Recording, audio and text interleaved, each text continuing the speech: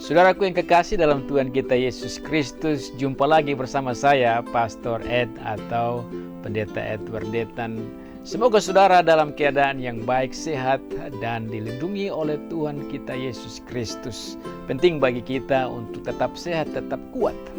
Apalagi dengan peristiwa, dengan adanya virus corona, dengan adanya krisis yang akan datang karena corona ini.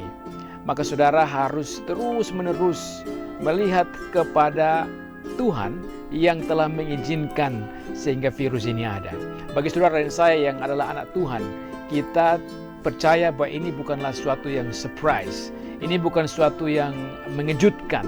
Karena memang Tuhan telah memberitakan kepada kita dalam firman-Nya bahwa akan ada tanda-tanda akan kedatangannya. Dan tanda-tanda kedatangan itu dengan gempa bumi dan begitu banyak tanda-tanda. Salah satunya adalah tandanya itu yaitu adanya virus corona ini. Karena itu saudara-saudaraku, jangan kecewa. Tetapi bagaimana supaya kita tidak kecewa? Bagaimana supaya kita tidak putus asa? Fokus kita harus kepada firman Tuhan. Saudaraku, sudah 1 bulan lebih kita harus duduk di rumah. Kita harus beribadah dari rumah. Pertanyaannya bagi saya kepada saudara, apakah saudara betul-betul beribadah di rumah? Nah, karena itu saudaraku, kita harus mengambil kesempatan hari ini untuk beribadah di rumah. Saudara, saya mau ingatkan kepada saudara bahwa hari Minggu adalah hari di mana anak-anak Tuhan merayakan akan kemenangan. Kemenangan karena apa? Kemenangan karena Kristus Sang Juru Selamat kita itu telah bangkit dari antara orang mati. Kemenangan karena Kristus Sang Juru Selamat kita itu telah menang daripada kematian. Nah, kalau dia telah mengalahkan kematian, apalagi virus corona dan krisis karena corona ini. Tidak mungkin dia membiarkan kita berperang atau menghadapi akan tantangan ini sendiri. Dan karena itu saudara-saudaraku, saya mau mengajak saudara untuk merenungkan akan satu bagian firman Tuhan.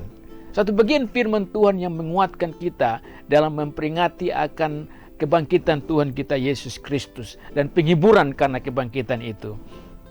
1 Korintus 15 ayat 58. Saya bacakan bagi saudara-saudara. Saudara bisa melihat di sini, saya melihat dalam Alkitab saya dikatakan, "Karena itu saudara-saudaraku yang kekasih, berdirilah teguh."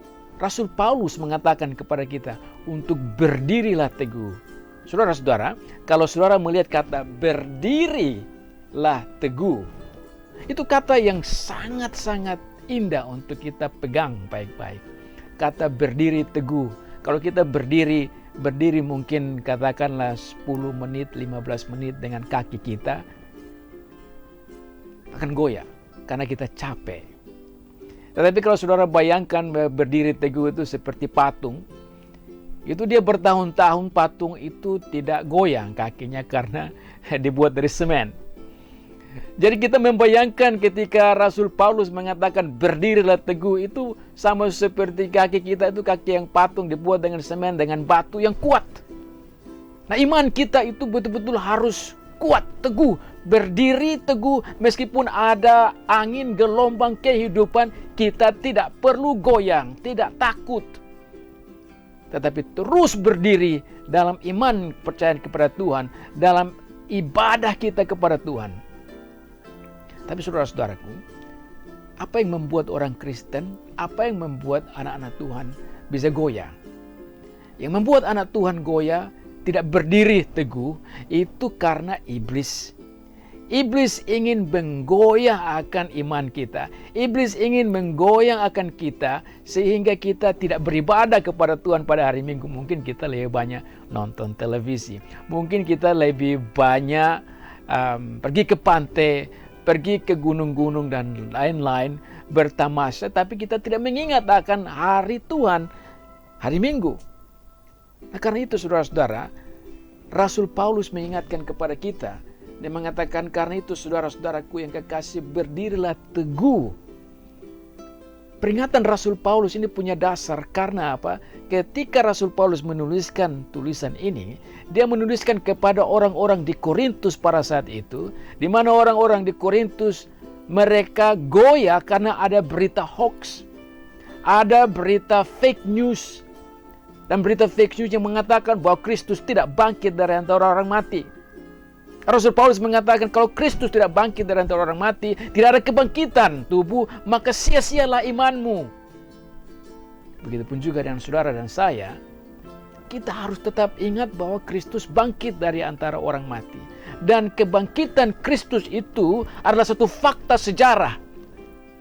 Dan karena itu, maka saudara dan saya yang adalah anak-anak Tuhan, yang sudah diperbarui, yang sudah diciptakan baru dengan firman dan rohnya, maka kita pun juga dibangkitkan semangatnya. Semangat kita harus dihidupkan kembali untuk melayani Tuhan. Karena itu saudaraku, Rasul Paulus melanjutkan dikatakan, dan itu giatlah selalu dalam pekerjaan Tuhan. Giatlah, kata giatlah itu berarti bahwa bukan satu kali kita beribadah, bukan satu kali kita berbuat baik, tetapi terus-menerus kita berbuat baik. Jangan lupa itu. Jangan pernah bosan-bosan untuk berbuat baik, terus berbuat baik. Mengapa Rasul Paulus katakan? Sebab kamu tahu bahwa dalam persekutuan dengan Tuhan, jeripayamu tidak sia-sia. Di dalam persekutuan, di dalam hubungan dengan Tuhan. Saudara di rumah, saudara beribadah, bapak-bapak, pimpinlah ibadah bersama dengan mama-mama dan bersama dengan anak-anak. Bersekutulah dengan Tuhan, bersekutulah dengan saudara-saudaramu di rumah. Ini penting supaya saudara tidak digoyahkan, tetapi saudara tetap teguh.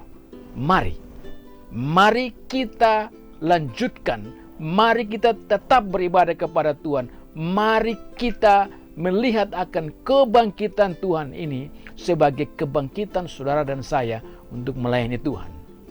Sampai jumpa kali berikut dalam hikmat hari ini bersama saya, Pastor Ed.